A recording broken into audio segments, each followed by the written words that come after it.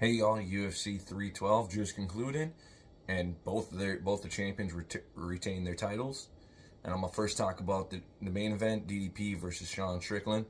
I had DDP picking that fight because I just thought he was going to be able to win him on the striking battle, and if need to, take him down. And he only did one takedown in the fight. He didn't need to take him down a lot like he did the other fight, and he just beat him by doing what he does. And he's a very awkward fighter. He strikes from very, very unique angles and very, awkward in his footwork movement, and that makes him very hard to kind of fight with him. And I think what you saw too in this fight is he kept Strickland from getting going.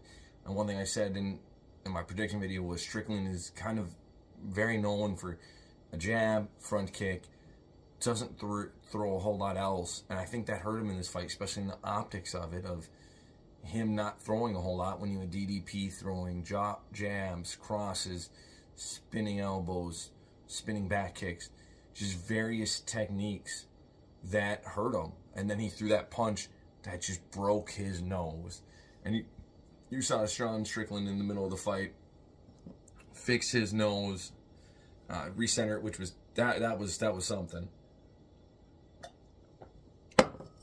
But I just think you saw the better fighter, and just a guy who's got more arsenals, more tools in his tool belt, more arsenals to use, more techniques that he uses in a fight.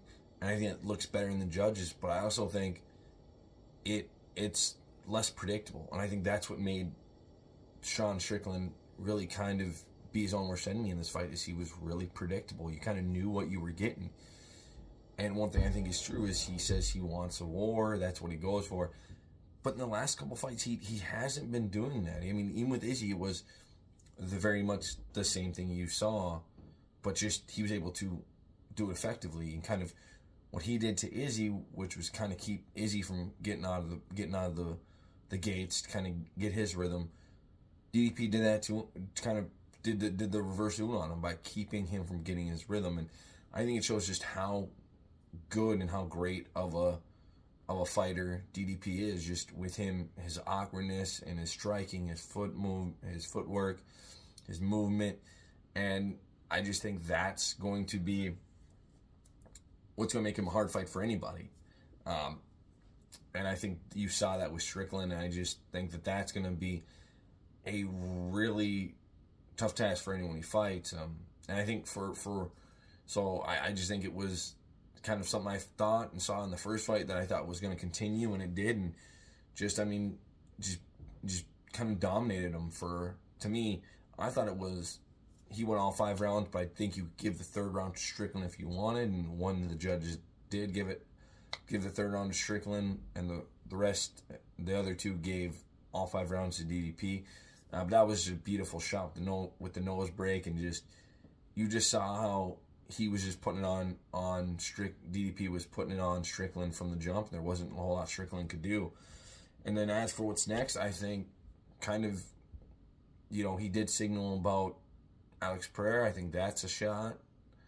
That's a chance. But I also think Chimaev is also a contender to fight for the title next. So I think that's probably what you'll see, is Chimaev getting a title shot. If not, I think maybe Alex Pereira, but I think it's going to be Khamzat Chimaev first.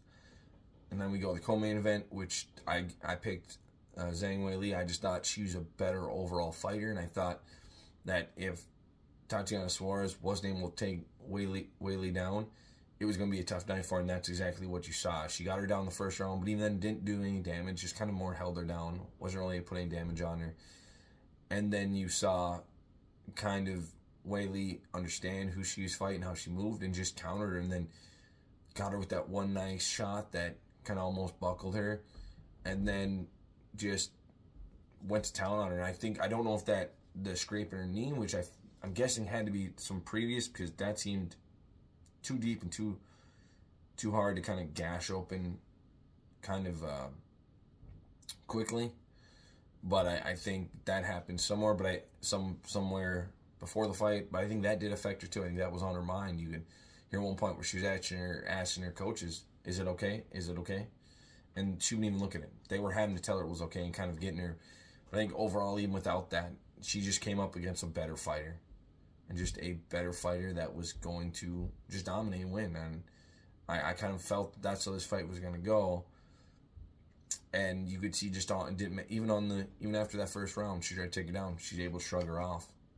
And just kind of really dominate on that. And just really show on why she was a better fighter that night. And I just think she kind of did it on everywhere, on all aspects of fighting, on the feet and with the grappling. I think what's next for her is it's Valentina Shevchenko. I think there's no one really in her weight class that is a clear-cut contender, and I think that you'd want to see her fight. I think at this point she's earned it to go up and contend with Suarez for the title. And I think that's what she's probably going to do and go her chance at becoming a 2-time champion. I think that is what's probably her next move, and I'm fine for that. I think it's fair, and I think she's earned that. So I think that's kind of what's next. Then we had, which was a quick one too much to talk about, was Justin Tafa versus Teleson Teixeira.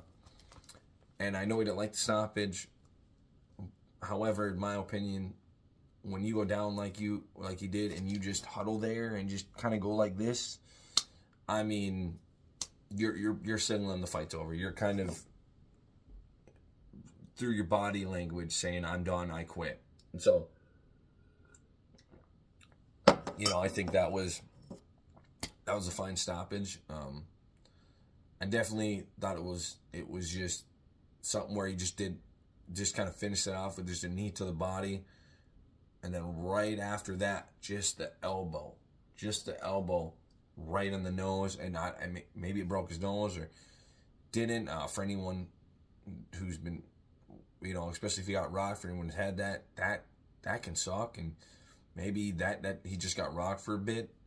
But for that one, I think it was a fine stoppage because, well, he may not have been hurt. He gave the image, he gave the perception like he was really hurt by kind of going down of his own volition and covering up. Or if he did get rocked and that's what caused him to drop, covering up versus trying to find a way to get to a better position and show that he's still in it and so aware of, still in it, so aware of it, and still ready to fight and wanting to fight. So I'm fine with that stoppage. I don't think that was a bad one because of the way he hurled up and he fell to the floor, whether I said his own volition or he got rocked and just hurled up. Then we go to Jimmy Crute and Rodolfo Bellato. That one, I'm fine with that decision too. I think Crute just dominated on him, even took him down, did some good damage, and just beat him up in that first round to get a 10-8 round. But you could see he kind of faded in the second and in the third, and you kind of see Adolfo do it. And I think if he would have had 30 seconds more on the clock, he probably would have finished that fight in the first round. But because he didn't be able to finish it, I think he might have gassed himself out, and then that just gave Rodolfo the ability to just kind of come back in those last 2 rounds and win it. And because it were close enough rounds, it wasn't a domination in those 2 rounds the way he got dominated in the first round. I could see why you'd end up with him getting a 10-9 on round 2 and 3, but Jimmy Crute getting that 10-8 in the first round. Now he also did a draw against Alonzo Menifield, and they ran it back. So, and he lost that one. So will we see a similar thing where maybe because it was a draw, they rebooked the fight? The fight happens again, and maybe it ends up being kind of the same result where he loses. I don't know. I think that would be interesting to see what happens with that if they do because of the majority draw. If they run it back, that would be something that I think is, going to wait in the coming days to find. And then the first fight of the night, Jake Matthews versus Francisco Prado. I mean, he just beat him. And I would love to see him to get a little bit more of more just punches. It was primarily just a boxing fair for him. But I mean, he just was a crisper boxer, landing the better shots, and just touching him up. I don't ever think you really saw Francisco really put Jimmy Matthews in any bad shape, in any kind of trouble. So I definitely think that he won that for sure. I just would have liked seeing a little bit more than just boxing from him, throwing some kicks in there, some elbows, some knees.